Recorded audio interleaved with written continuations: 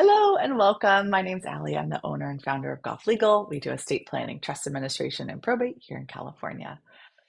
This video is to go over estate planning for non-traditional families. Let's define that because I think that's an important place to start.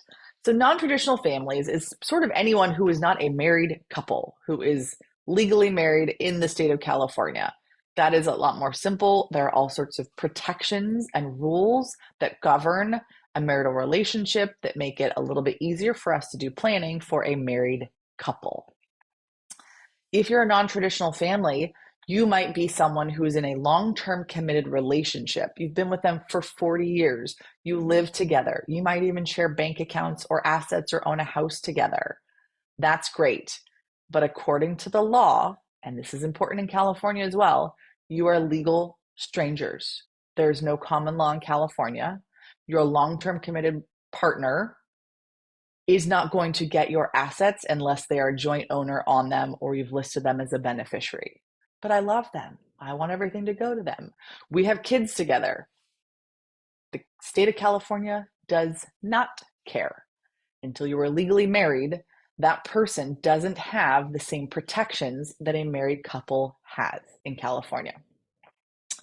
You might be in a relationship with multiple people. That is also very non-traditional and requires some really careful planning. You can't just go, oh, we're going to do a couple plan when you have 3 people in a relationship. You might have a family that lives on a compound and has various people who own all of the property together. So while you're not married and you don't want to be married, you've got in-laws and family and grandma and all that sort of thing happening. That's non-traditional in the sense that we've got to figure out what happens on that big property when we've got 3 different families living there, or 3 different generations, or 2 generations, and whatever it looks like.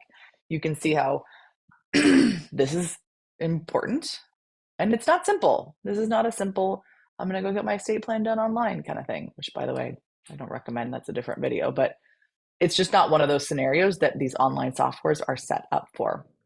So it's really incredibly important. Your takeaway from this is important. If I want the person I love to get my money, I need to get legal documents in place, because we can solve all those scenarios I went through. We can solve with legal documents.